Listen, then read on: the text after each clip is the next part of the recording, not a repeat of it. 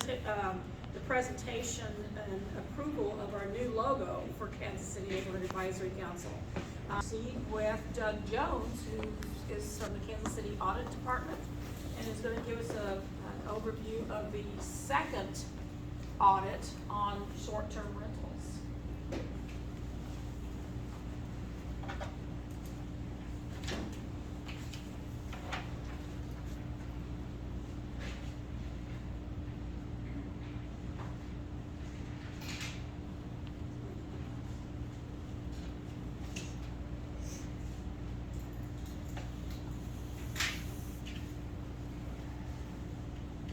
It's working.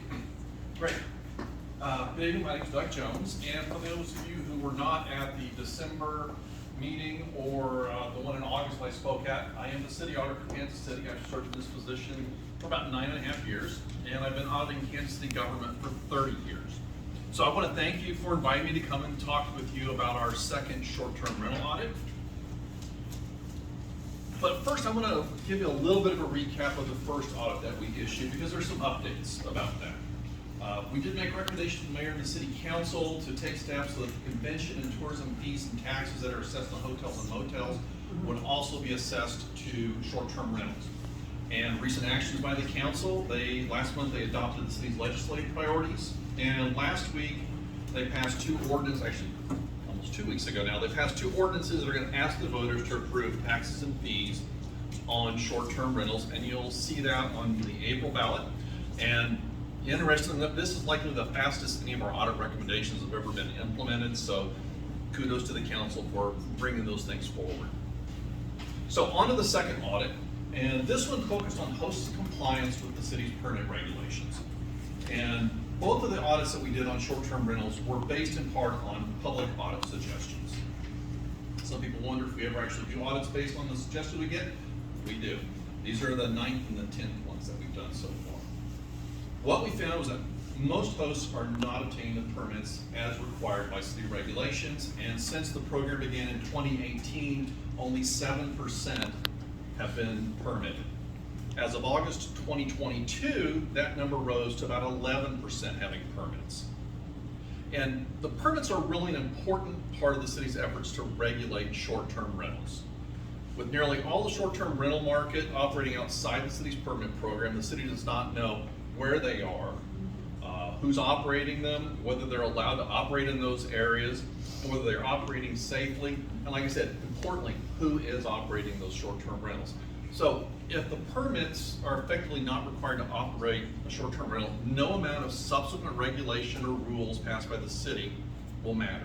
Creating an effective permit program is the first step in regulating all of this activity, and all subsequent enforcement flows from this. So because the hosts are not being permitted as they're required, the city lost over $1 million in permit revenue since about 2018, only collecting about $129,000 during that period. Again, this is very important because the permit fees are what funds the staff who manage and enforce this program.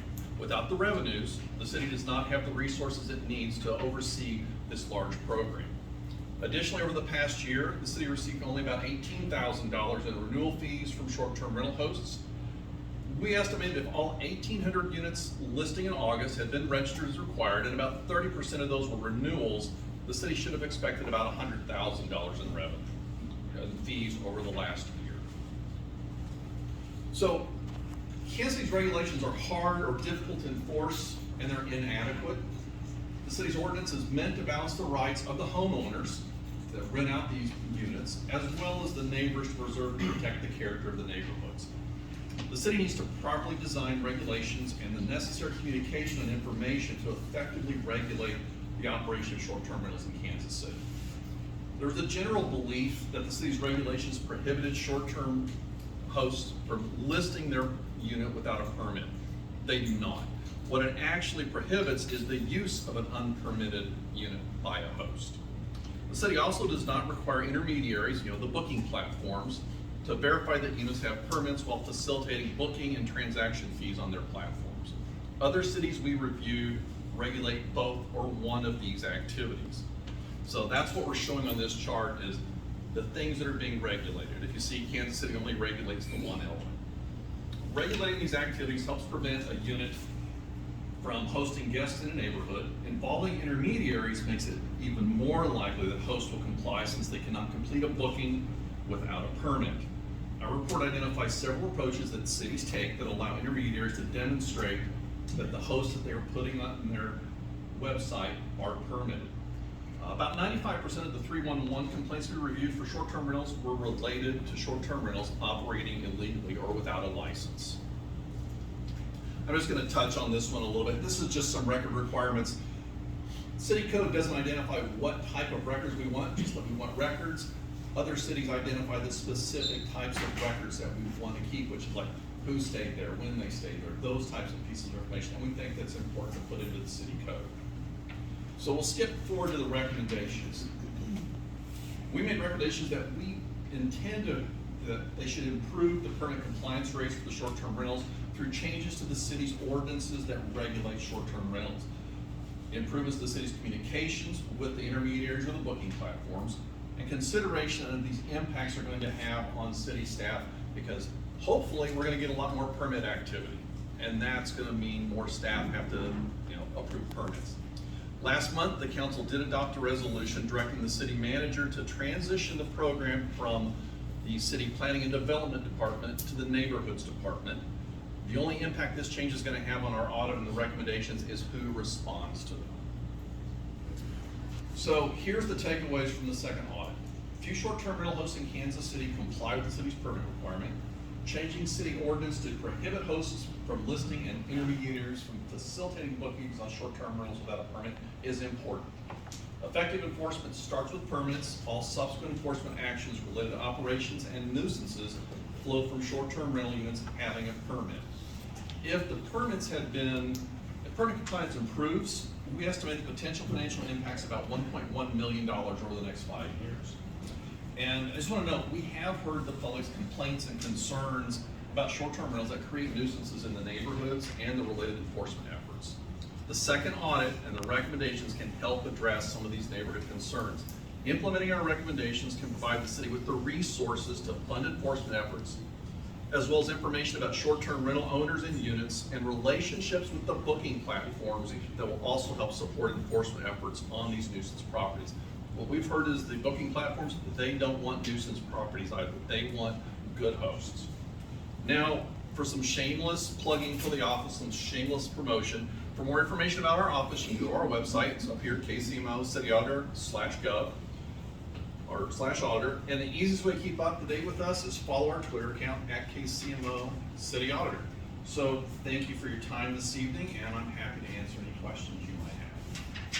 Yes? So you said that only the April ballot of the taxes and fees, can you kind of go over what that structure looks like and those amounts? Okay, disclaimer, I don't have it on me, so I'm just trying to go from memory. Right now, there is an occupancy fee on hotels and motels of $1.50 a night, and that goes towards the arena debt and operations. And I think what one of the ordinances, one of the asks is gonna be to up that another $1.50, so it's a total of $3, but then it will also specifically apply to short-term rentals in addition to the hotels and motels already.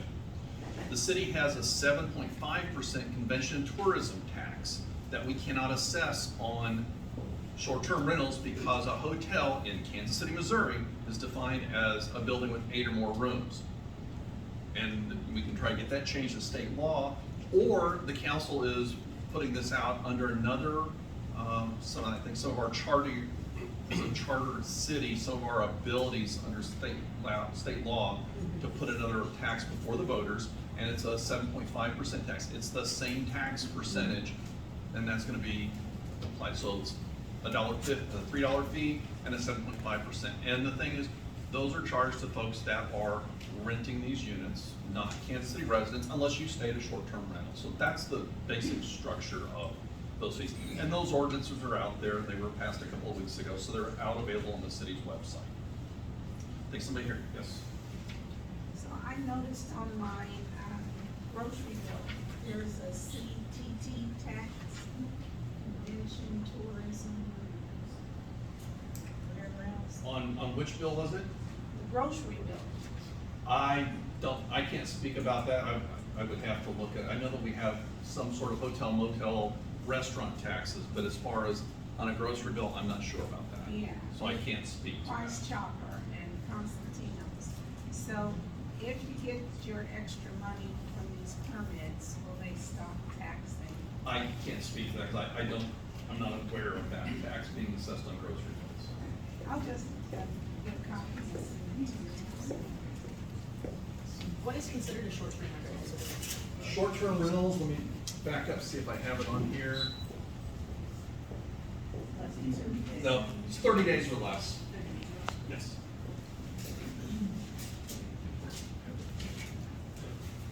I think all the way in the back was up and ready to go.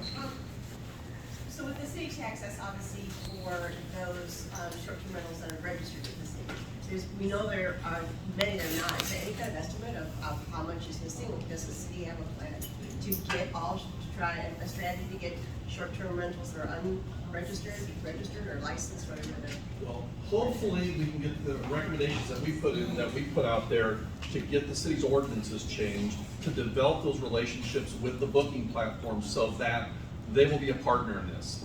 And my understanding is if it's on the books, they'll do it. So I think the city has to work with them about collecting that tax. So maybe even if they're unpermitted, we still may see some of the tax, but I don't know for sure how that will ultimately work out. But if we get them all permitted, then it'll flow. Right. So that's the main thing. Okay, so we have close to 2,000, and in your audit, you talked about, we saw a slight increase in permitting. Right. In August of 22, there was about 1,900, 1,900, and about 11% of those were permitted. Oh, I'm one of the 11%. Good, thank you. The question that I have is, how many of those asking for permits are type 2, and how many of them are using special use permits to bypass neighborhood rules? I don't have that information. We didn't delve into that too deeply because we saw the main problem was the way the ordinance was written had a huge gap in it, and that's what we're really focusing on getting closed.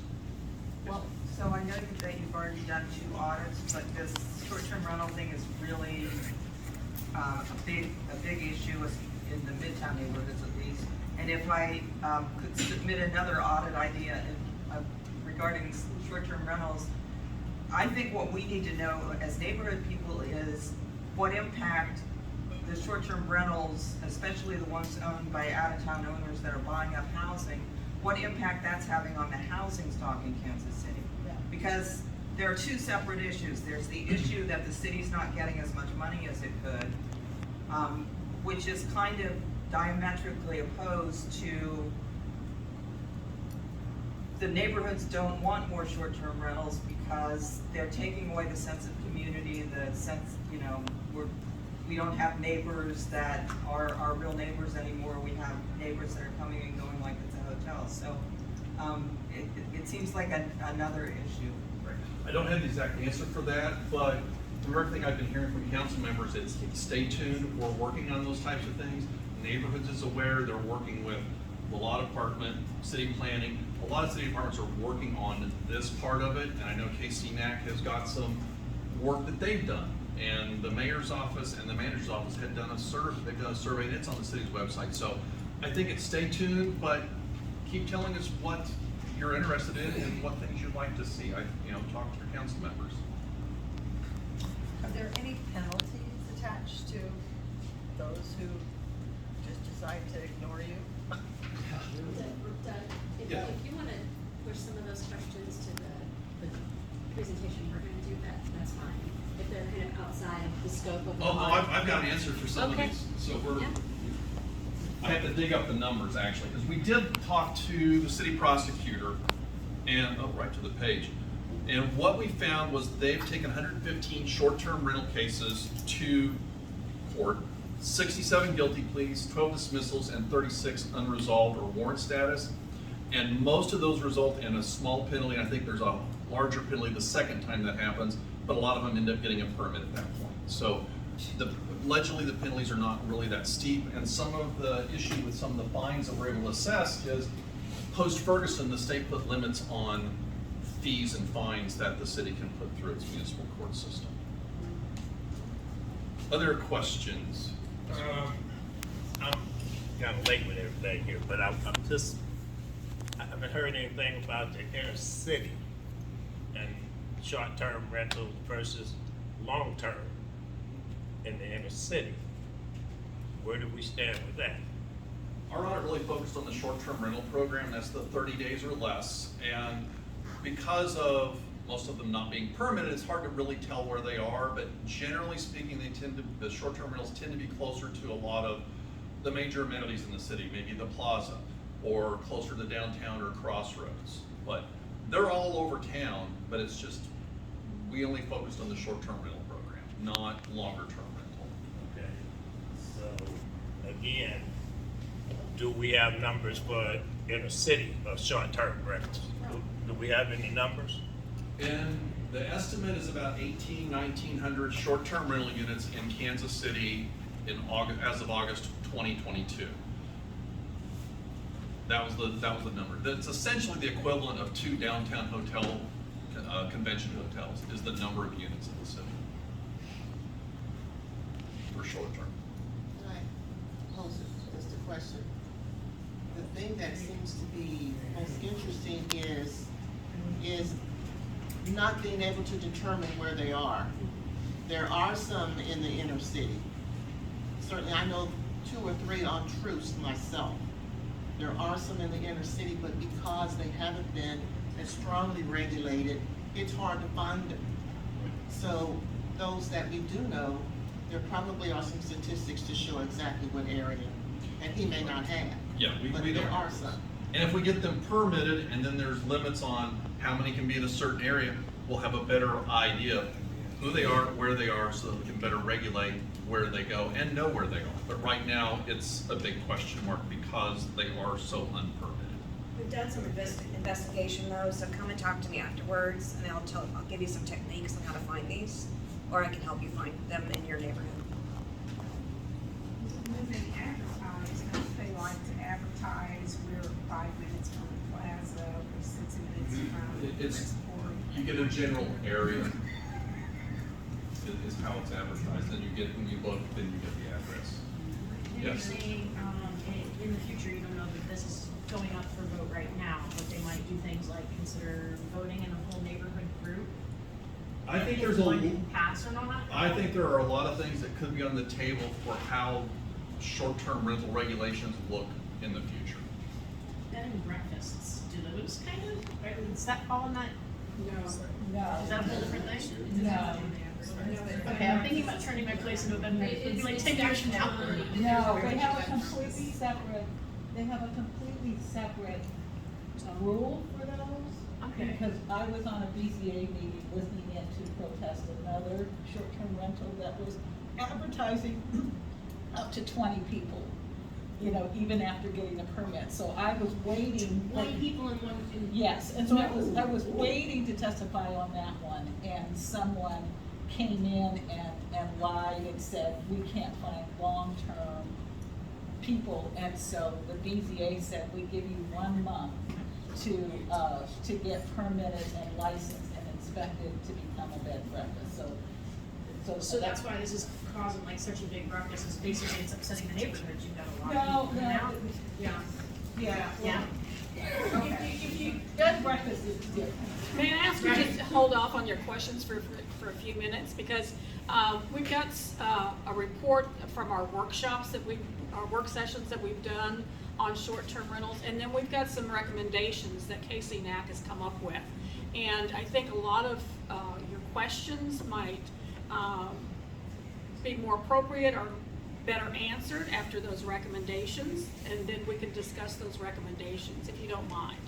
Yep, that's what I was gonna suggest. I didn't turn it over to you guys, because it's going a bit far afield. All right, thank you, Gavin. Thank very you. much. Yeah. Okay.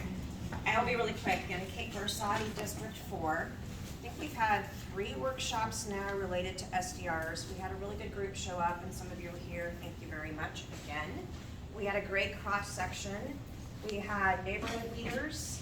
We had both type 1 and type 2 owners, as well as property management representation. So it was nice to have a holistic view of the industry as it stands right now.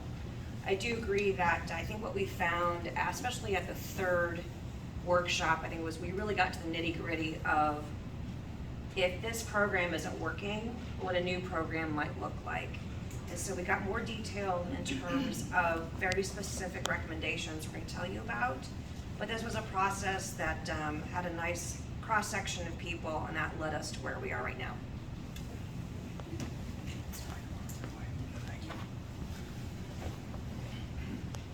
So as Kate mentioned, we held 3 workshops, and each one of them we kind of coalesced the information that we got from a lot of folks. And we've commented on this a few times. In fact, KCNAC made a statement relative to the taxation ordinances that are going to be on the April 4th ballot.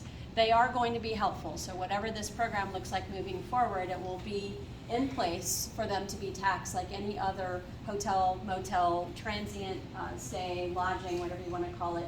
But the taxes by themselves do not address the issues that we have.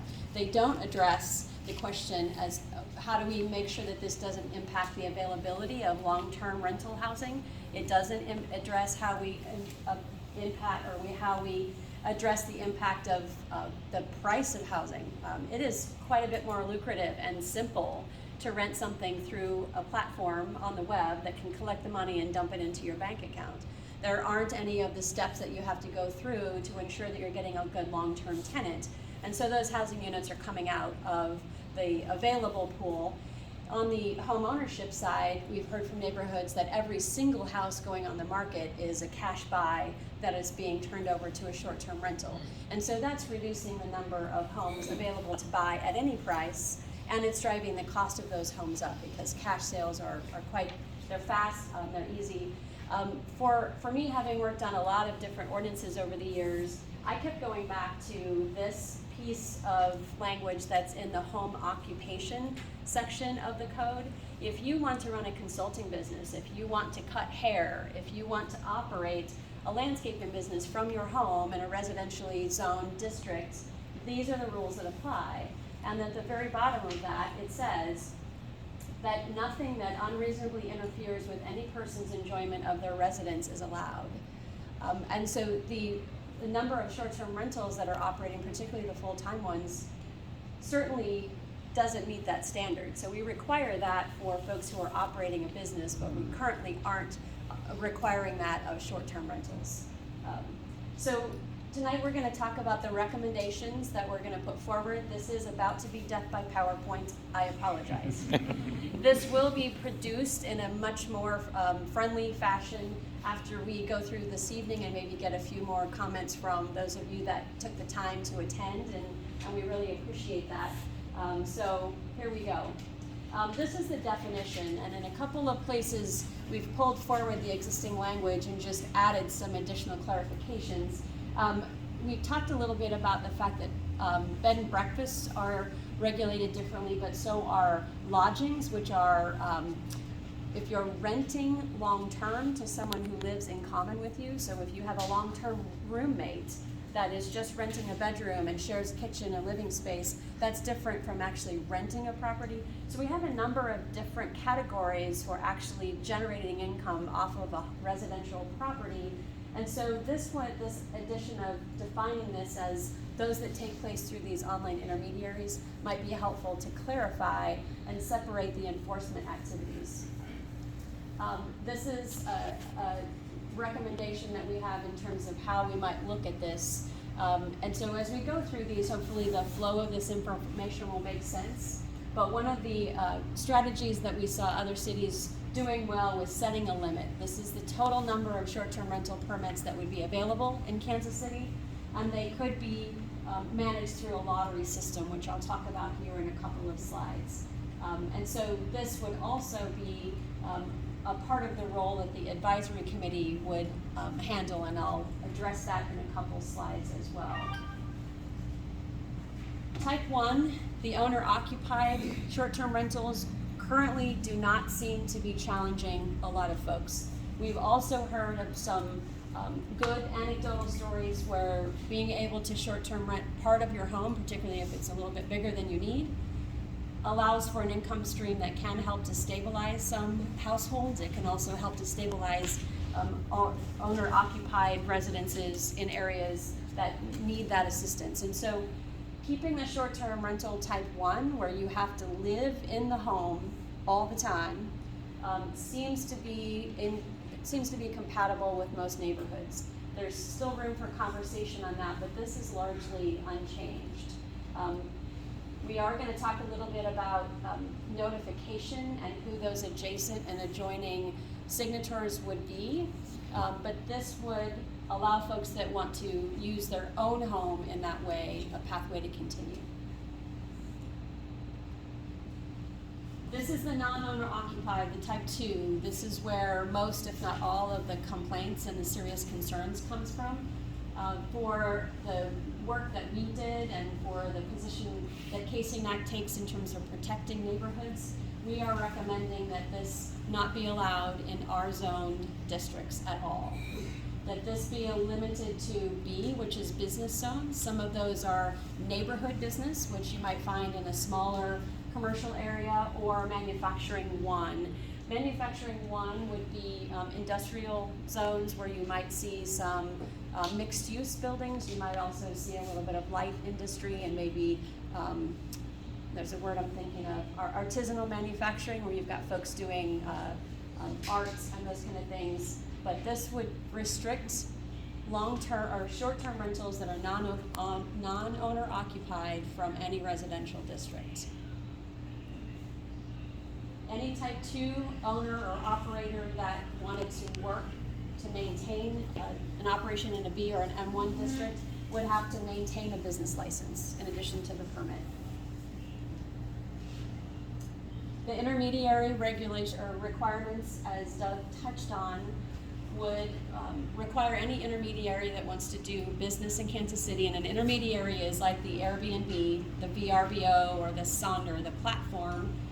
They would have to work with the city. They would be required to provide access to real-time data so that we know exactly where these are at. They would be required to post the permit number before it can be hosted, not just used, but they couldn't be hosted on those sites until the permit number is provided to the intermediary, and that they would take them down within 24 hours of notification by the city if they are not permitted and operating illegally. All the intermediaries would have to collect and remit all the taxes. Those would be the taxes that are on the April 4th ballot. So if those taxes are successful in April, then anything that operates in Kansas City would be taxed at that level. This is somewhat important because if we leave that to the actual host to collect and remit, it gets a lot more difficult for the city to track down individual operators. The advisory committee is something that we talked about. We've had our current regulations in place for about 6 years. This is a gig economy industry, and it is moving way faster than that. So in the past 6 years, what we have on the books became outdated. Certainly that was accelerated by the pandemic, but this kind of industry really needs a lot more eyes on the shifts and the changes and how it's bobbing and weaving. This wouldn't be, a significant time commitment, but perhaps quarterly this group would meet and evaluate what the industry looks like, what changes are happening, even what other cities and municipalities are doing, what the legal industry has to say about them, to hopefully mature our program and have it keep pace with what the industry is doing around us. The permit requirements, I mentioned in an earlier slide that we would talk a little bit about who would be able to sign these. So for type 1s, if you own the property and you live there and you're renting out a portion of your home, you're required to notify your neighbors. But we've also heard from folks that some investors or operators have multiple homes. Maybe they have some long-term rentals in addition to short-term rental, and so they are their adjacent properties, and so they're able to sign their own notifications or approvals. So this defines the boundary of any contiguous properties that are owned by the same parties or are operating in the same way as the outside of that footprint. So the idea would be that these approvals and notifications are going to an independent party on each side of the property that, that's being requested. That way we have actual neighbors involved in the notification and the approval of every single one of these permits. We're also recommending that the percent of approvals for the type 2s, but again, this would be in tandem with the fact that they're not allowed in residential zones, but for those that are permits that are applied for in business and M1 zones, the percent of approval would have to go up to 75%, in our opinion, to be more effective. 55% is too low right now. There are no special use permit pathways in our recommendation at all. If you can't get the signatures, you can't operate the short-term rental. The lottery is one pathway that we could use to manage these. So the earlier recommendation that there be, let's say, 300 permits available in Kansas City, and we can certainly have a good conversation around what that number should be, but if there's only 300, how do we manage that over time? Is it first come, first serve, or is it, you know, where are they located? This is an example that has been successful in other parts of the country, where there is a window of time where you can submit a permit for the coming calendar year or whatever that might be, and those applications are then scored on a rubric or a matrix. And it could help us spread these out. So part of that evaluation might be how many permits the requester already has, where they're located. Do they have a history of incidents or violations? Have they had similar issues or violations in other jurisdictions? The goal would be to have the permits that we do allow spread out throughout the city and not clustered in one location, and that they would be high quality operators. Special event regulations is an idea that we're posing. There have been a lot of questions about whether some of the increase in the short-term rentals that we do have are relative to things that are coming our way, like the draft and the World Cup.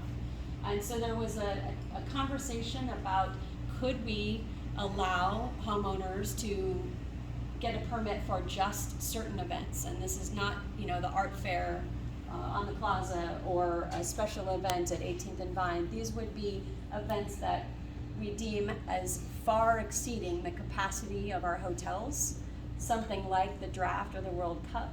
And that's an idea that would need some development, but that is an idea that we could consider generally. We've talked a lot about a moratorium. In fact, KCNAC came out a couple of months ago and requested a moratorium be placed because we have this gap between roughly 200 that have actually gotten a permit and 2,000 that are operating. I don't think anyone that we've talked to is interested in having 2,000 of them operating, but if we begin to move through this, there's a bit of a concern that some of those will then go get permitted to stay in the program. There are some concerns with the moratorium. One of those is what happens to the guests that are already booked if we shut them down. Other cities have been successful in working with the intermediaries to actually just day one cut off thousands of unpermitted short-term rentals. This is an option that we could consider, which is more of a program transition. And I did not put all of this on here so that don't go completely asleep. But this would be a transition that takes about 4 to 6 months. And month 0 is just the ramp up to whatever date we believe that we want to set. So if we decided collectively and the council move forward with this idea, perhaps the beginning of the transition is February 15th. And so month 0 is between that decision date and when the transition starts. The first phase of the transition would limit new applications. So we would go into kind of a quiet mode where the existing program is being phased out and no new applications are taken. Those that need to be renewed would just be automatically renewed for about 6 months to move past the transition.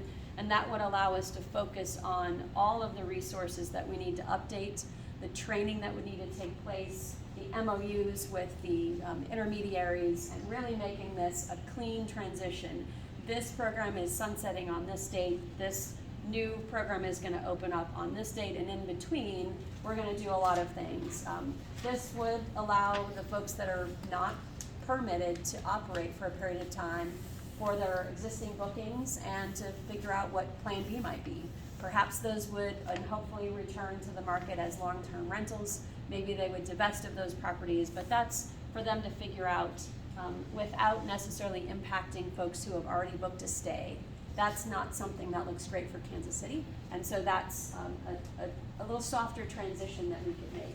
And then by month 4, we would have a program rollout that would include some training opportunities. Virtual, in person is all in the weeds for later, but those training opportunities would make sure that any permitted short-term rental operators that are gonna stay in the program know what's ahead of them. Anyone who's interested in joining also knows what's ahead of them, and any community members are able to fully understand what the program looks like. And then at the end of that transition period, the new program goes into full operations. Any questions? I'm going to look at one quick thing here. So I mentioned that there are no special use permit opportunities in this. There are a couple of other miscellaneous. All units would have to comply with the safety requirements for the Healthy Homes program, so that any rented space in our city is safe and healthy, regardless of whether it's a long-term rental, a short-term rental, a bed and breakfast, or lodging. Everybody has to provide the same safety requirements and meet the same Healthy Homes. Let's see, short-term rental permits are not transferable with the property sale or ownership change. So if the property moves into a different ownership, you can't sell it as a short-term rental. That new owner would have to come back and apply as well. And then density limitations have been a very key topic here, because so many of these impacted neighborhoods the impact is significant. So where they are, there's a lot of them.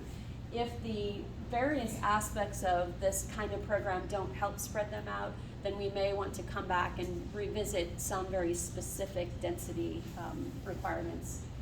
We struggled with how to figure out how to do that, because in Kansas City, we are a city of 25-foot lots in Columbus Park and 10,000 square foot lots on the suburban areas. And so saying that you can't have 2 within 500 feet means something here, but something different here.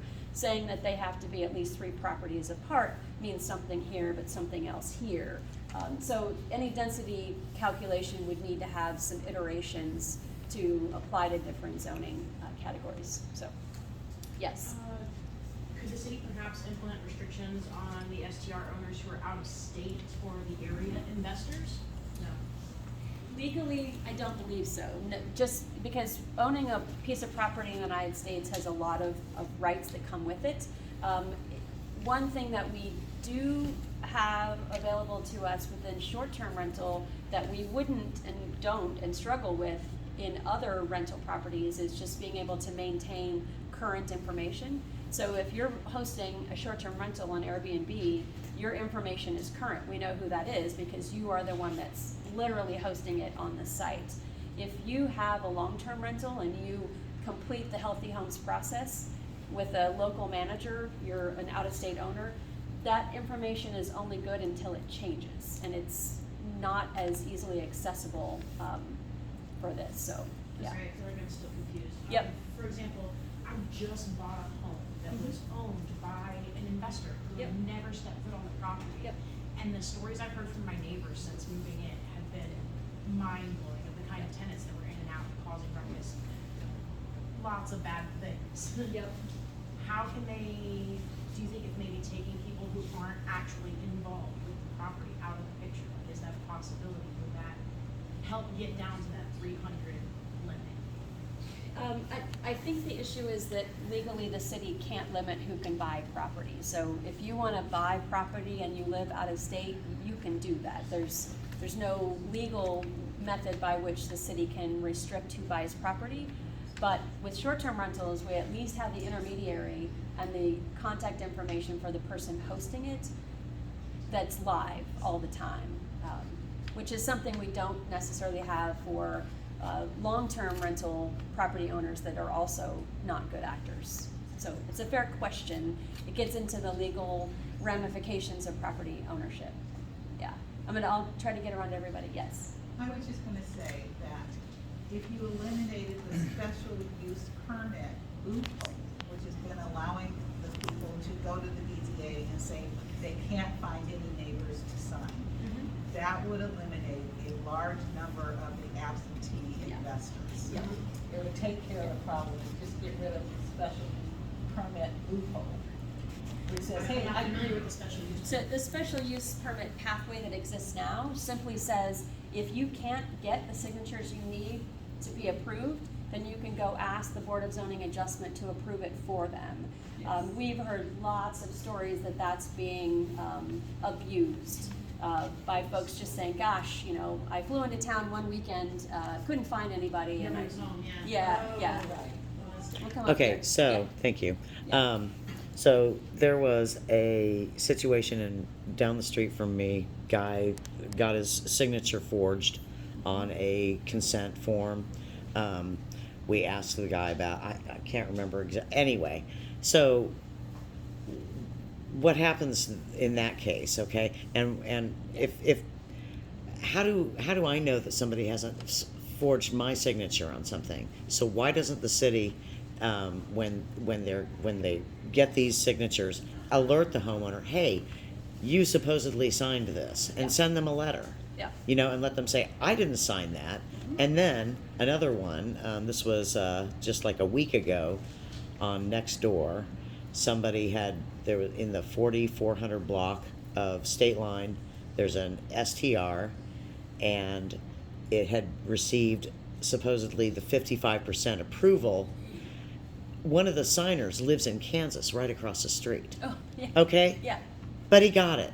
So Well- what is this? So technically on State Line Road, that would be appropriate because the adjacent properties includes the ones directly across the street. And Even though if they're in a different state? Right, because they are the most directly impacted. Okay. That's an interesting point.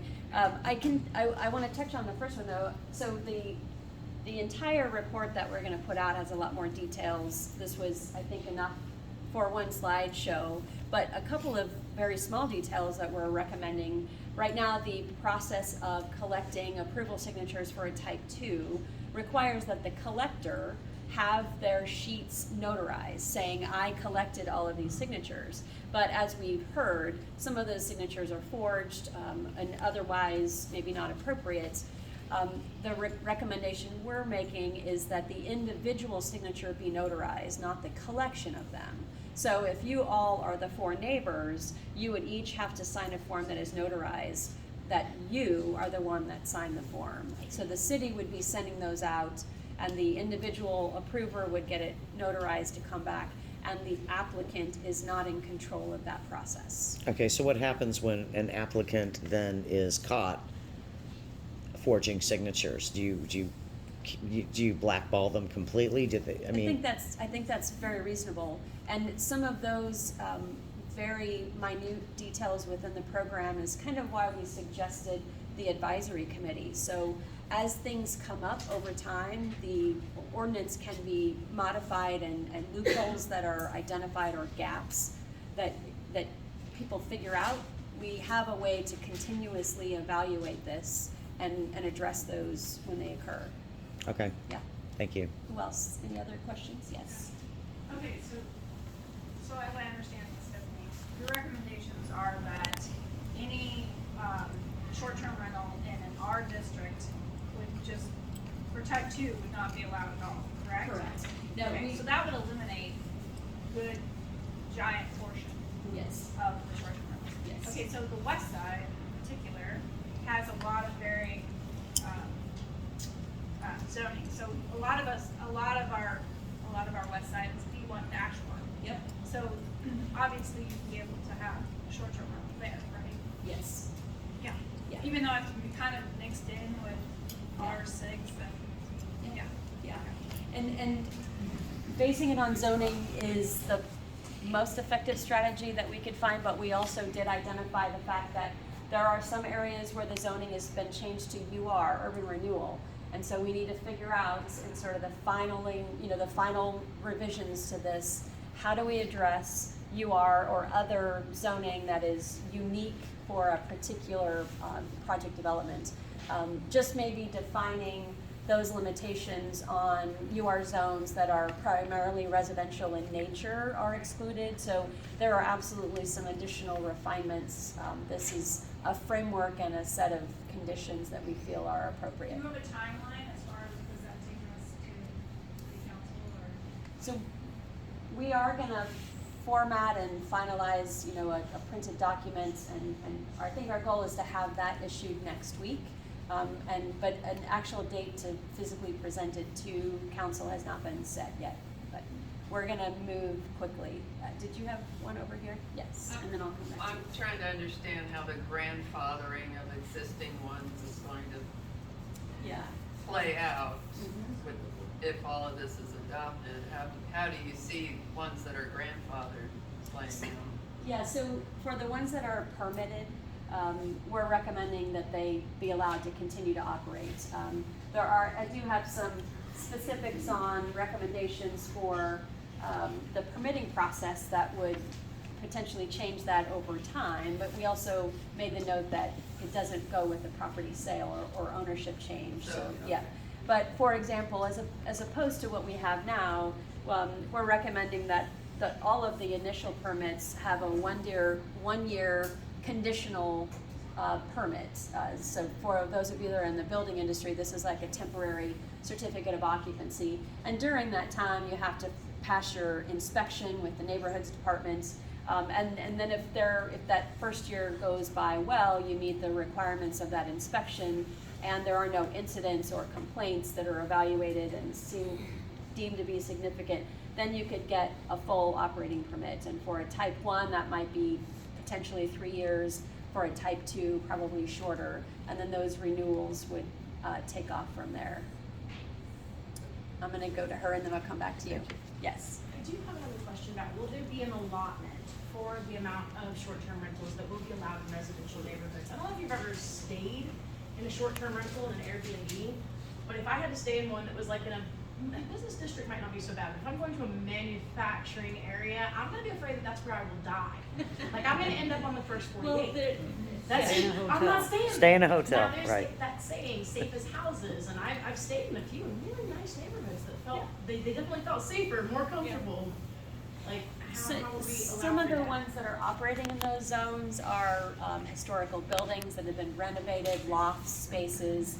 And so they're not in R zones because they were commercial buildings and they're in a commercial district or previously a manufacturing area. And so that's why those terms are there. It's not necessarily, unsafe or scary places, just different zoning categories. And they tend to be away from neighborhoods and apartment buildings. And just for clarification, our zoning includes our apartment buildings as well and condos. We have just as many stories about apartment buildings being converted or condos being rented out as short-term rentals, and those are also problematic. So our zoning is not limited to single family by any means. So They say that there will be some available, like houses and then the less sketchy looking areas. well, technically, our recommendation is if it's residentially zoned, it would not be allowed. Now, Type 2s. For type 2s, right. Now, if those are type 1s where the homeowner lives there full-time and is sharing the home in the original concept of home sharing, which is what short-term rentals started out as, those can continue to operate. Yeah. Okay. Okay, so to get back to the forgery Yes. thing, the neighbor that figured this out, she went had a hearing or Yeah. whatever. Yep. She had to pay for that. She had to pay over $500 for that. Okay, her own money. Yeah. So why didn't then her money get refunded? Why she was charged in the first place is a mystery. Why it was never refunded to her is a mystery, and why the owner of that property that forged it, why they weren't fined a lot. She should have had her money tripled back to her for the time and the trouble that she went to expose this guy as a liar. Okay? Yeah. And that's, so what are we supposed to do? Just out of the goodness of our hearts come up with over $500 anytime that we want to fight No. this? I mean, it's insane. And that fee, unfortunately, is just the same fee that anyone has to pay to appeal something in front of the Board of Zoning Adjustments. But I think when that, I think that actual person shared that at one of the previous town halls. I think there was some interest in finding a way to have that refunded to her. That's certainly outside of our scope as KCNAC, but you're right. That shouldn't be on individual homeowners to take it to the appeals level. Well, and especially, I mean, I'm pretty sure that she is retired. Yeah. You know, and yeah, so. The goal here is to build a program that has a lot of layers to try and make sure that there aren't as many gaps as what we have now, right? It seemed, at the beginning, it seemed reasonable to say, gosh, applicant, you are gonna have to have your signature notarized that you did this legally, and that would be a deterrent for someone, but clearly it's not. So that means we have to do something different. And so hopefully between the layers of this program, as we've recommended it, and having an advisory committee that is constantly keeping their eyeballs on where those new loopholes or gaps are identified, will be more successful in keeping the scale and the management of this program in hand. And back to your point about the fines, the city is limited by the amount of fine they can assess by the state, and we are recommending a different fine structure by moving it into a different department. Yeah. And by having business license. Yeah. Oh, that's another thing too. Yeah. I'm sorry, our neighborhood association is not reliable. I mean, they are clearly in favor. There are people on the board who have STRs, some of them legal, some of them not, and they are fighting this. They just put out a newsletter. This is the West Plaza Neighborhood Association. You can look this up. Get on the westplaza.org website and look. In the latest newsletter, there are actually 2 pieces in there from board members who are talking up this idea of STRs in the neighborhood and how great it is, and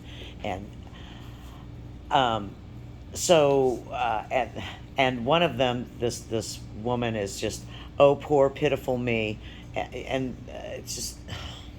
So do you feel like It's not a question. It's like this propaganda. Like, we can't get our voices heard because, like, anytime that we put something on the West Plaza Facebook page, they take it down, and they. So let me ask a question back. Do you feel like where we're headed with this recommendation will ease the actual issue, regardless of whether that particular neighborhood association is doing what I've been hearing here sounds great. Okay. Okay. Yep. But when I hear also that, like, the city wants to hear from the neighborhood associations, that scares the hell out of me. But that's one neighborhood association out of 240. Okay, well, all right. And I would just say that you as individual neighbors also have a voice. So yeah. Okay, but you know, when the city is like, yeah, but we want to hear from the neighborhood associations, it's like, no, you can't rely on ours because it's Certainly. Yeah. I'm gonna get your question as well. You are an advisory council? Yes. I'm wondering about your batting average. Have you been listened to in the past by the city? We Have have. they enacted your suggestions? Yes. Can we be hopeful? Yes. So one of the biggest pieces that we did in the recent past was the public engagement ordinance, which was completed in 2019. That's the ordinance that requires certain points in the development process to have a public meeting. Prior to that, any development project that required City Plan Commission approval or BZA approval could engage with the neighborhood, but they didn't have to. And now if the project is not by right, meaning they are within the zoning and requirements of the city automatically. Anything that requires an action, a rezoning or certain plans, there is a requirement to host a neighborhood meeting, and that has to be done before they can even be docketed with one of those hearings. And so that was a very significant shift in that process. We were also successful more recently on the infill ordinance in maintaining that neighborhood engagement requirement for a new category of minor subdivisions that was proposed to be administratively approved. We had some concerns with that process. The information that we proposed was actually adopted in the final version for council. And Yes. I wasn't questioning your credentials Yeah. more than I was wondering about the city. Yes. I'm not So- at all encouraged by what I've heard from them. Well, so I'm hopeful that those just two recent examples will give you some confidence that when we do this kind of due diligence and present this as a group, that we have been listened to and heard. Yes. Angie?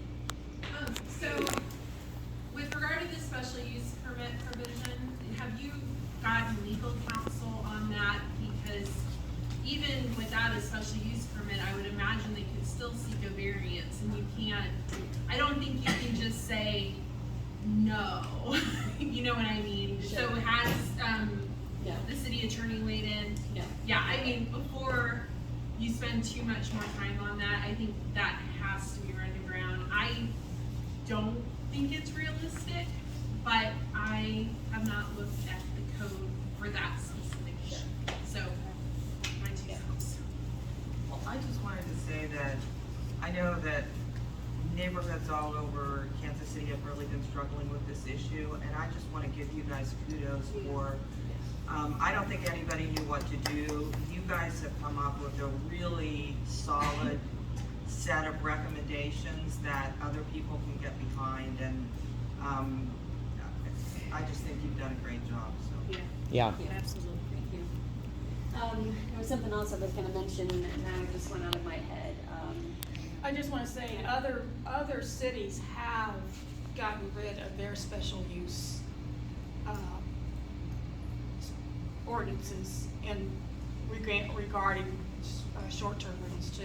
So there is some research that we can, look at where other cities have been successful in getting rid of the special use permits. Well, I mean, you could certainly not allow a special use permit, but there's a difference between a special use permit and a zoning variance, is what I'm saying. And so I don't know that you can preclude that, and perhaps you can, I don't know. I think the concept of an appeals pathway has to exist from a legal standpoint. And so if we think about this more of a variance to the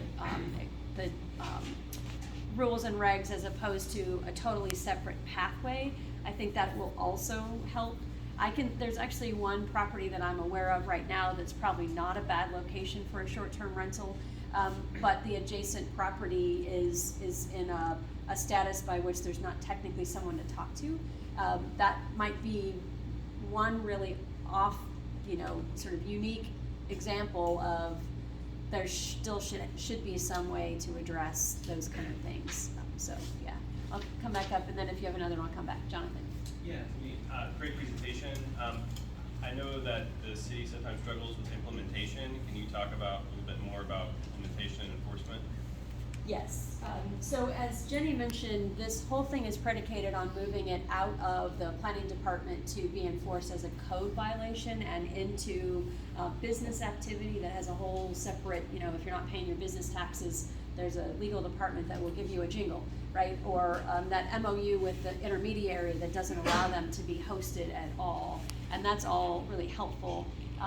The implementation side specific to neighborhoods, they've already begun to staff up for their enforcement, and they're actually gonna have a night shift, at least an on-call night shift, so that when some of the issues crop up, which is a big party in the middle of the night, there's actually someone who can respond.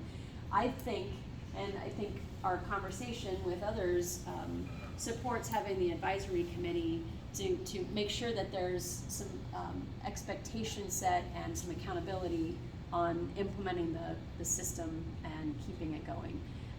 It feels like this kind of gig economy environment is gonna have to be constantly monitored, to maintain. So does that answer your question? Yeah.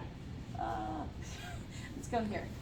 So you're talking about an advisory committee, are you guys gonna be involved in that advisory committee? And Yes. what level? Let me see, these are all, just ideas at this point. Where's my committee? Here. So that at minimum, the committee would include a representative from this organization, someone from the lodging industry, someone from the neighborhood and planning departments, specific to Angie's example. If we have questions about how something is being interpreted, what do we need to go here? Someone in the owner-operator realm, and then an equal number of residents to make sure that that's a balanced committee. And there might be other good examples of a particular perspective that should be included in this. I'll go Angie, and then I'll come over here. Yeah. So I'm really impressed. I think these things really do sound like something that could solve a lot of the problems.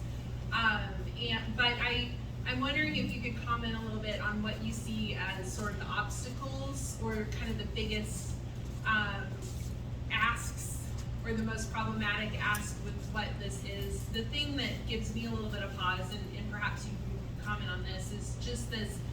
I don't know how realistic it is that we're going to convince them to do away with STRs in our zone neighborhoods. And I think that we are kind of in a situation where we have a little bit of tension that's brewing, especially with regard to that right now, because if we are being asked to vote on this tax, the city has kind of shown us with these two audits, they're just focused on, hey, we're missing out on revenue. So the idea that you're going to say, oh, nothing in an R zone, they're gonna see those dollar signs go down. And so I was wondering if you could just sort of comment about kind of how you process that, or what your response is when they say these things to you. Yeah. I think there will be tension, and this will be a fight, because this is a big shift. In Columbus Park, we have made a massive effort to track these down, because my neighborhood is being depopulated. We have at least 20 properties, and that's 30 units. They targeted our duplexes first. They moved tenants out. They're buying up single-family homes. It took me a while to figure out what was going on, but there are tenants who are there 15, 20 years, and they're gone. There are multifamily units that have STRs in them, and they've given out the keypad to the door, and now they have guest access to the building, and there is no security. And on top of that, what happens is not only is your crime ticking up, because you're now a neighborhood of strangers. I don't know who belongs now.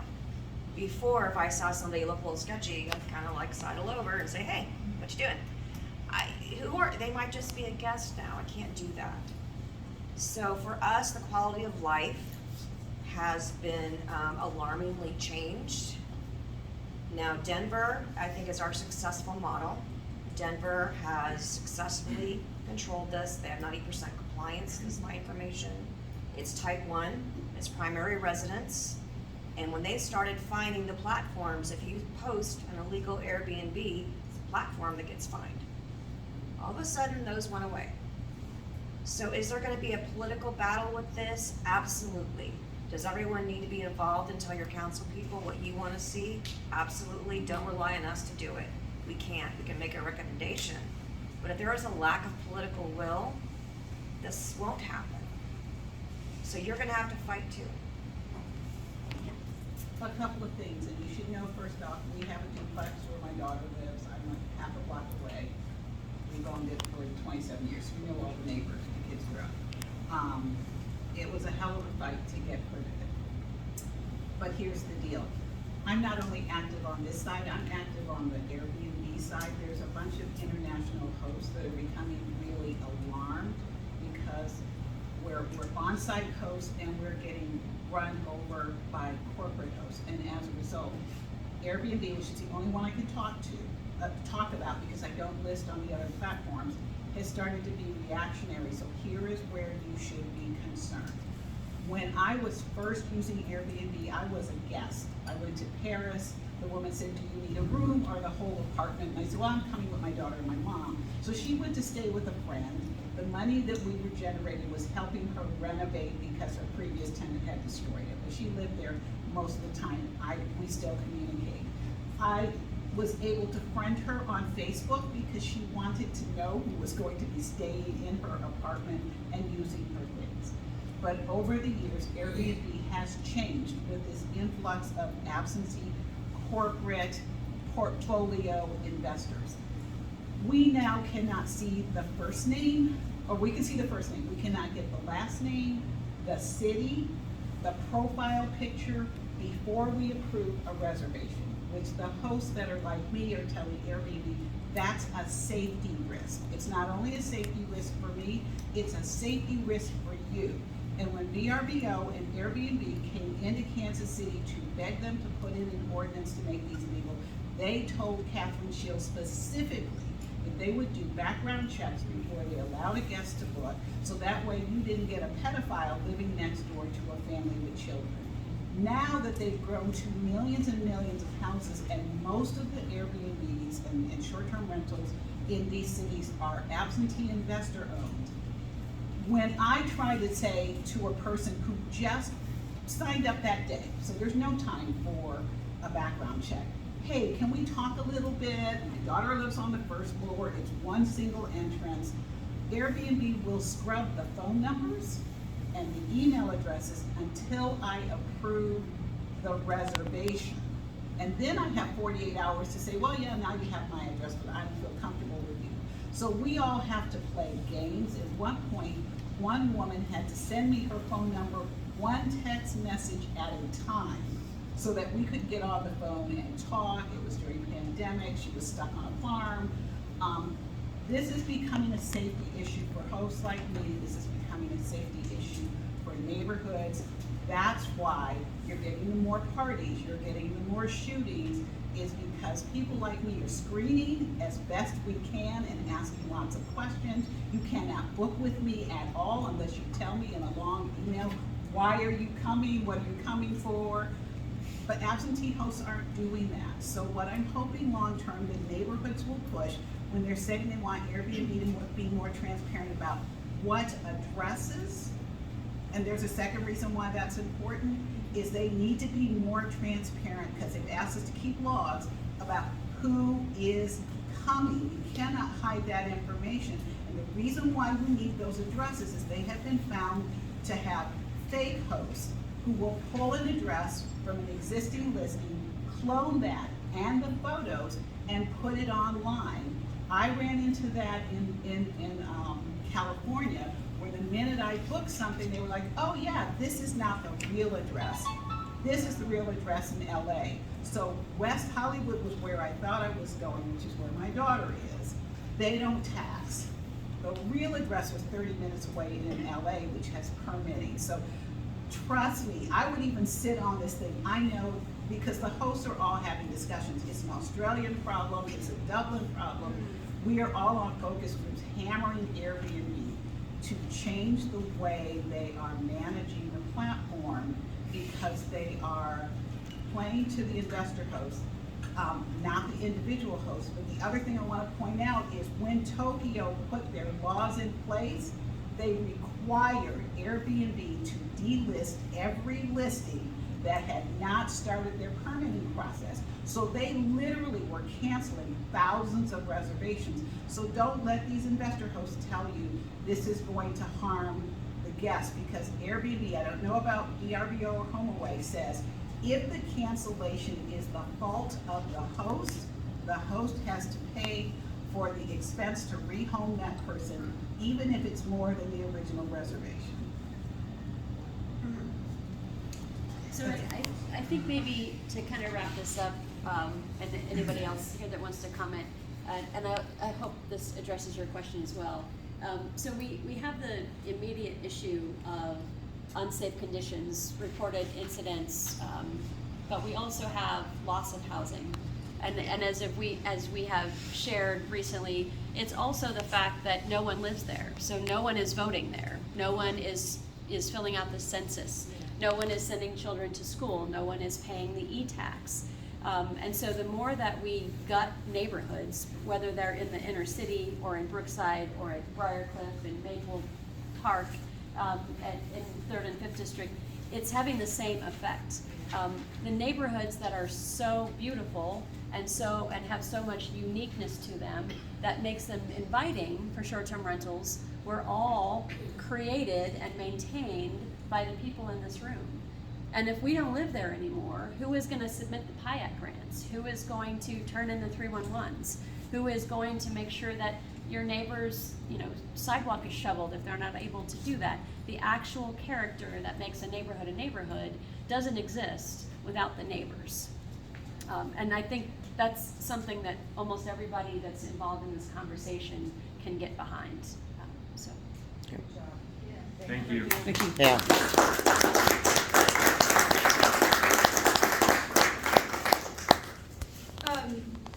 Going on down with our agenda, that's our presentation tonight. We're going to talk to Alfredo Garcia. We're going to interview him briefly for a position on the board. If you're wanting to stay, you're more than welcome to stay. Be sure and sign up for our newsletter. Be sure and get on our Facebook. We may send you out a blast that says we need you to come to City Hall to support KCNAC's recommendations. We may ask you to write letters to your councilmen, councilwomen to support our recommendations. So please sign up for those things so that we can communicate with you. And we are meeting around the city this next year. Next month's meeting will be at the Plaza Library. I can't remember that date right off the top of my head, but it's 23rd. The 23rd of February. We'll be meeting at the Plaza Library. So we're going to rotate our meetings this next year so that we can meet in every district. Yep. So, pardon? Back there on the table. We also brought some cards if there are other topics or questions that you'd like KCNAC to take up. And if you want to hang around as we finish the interview to share other comments or questions or topics that you'd like to see KCNAC dig into, we're happy to chat with you. So, Alfredo, come on in.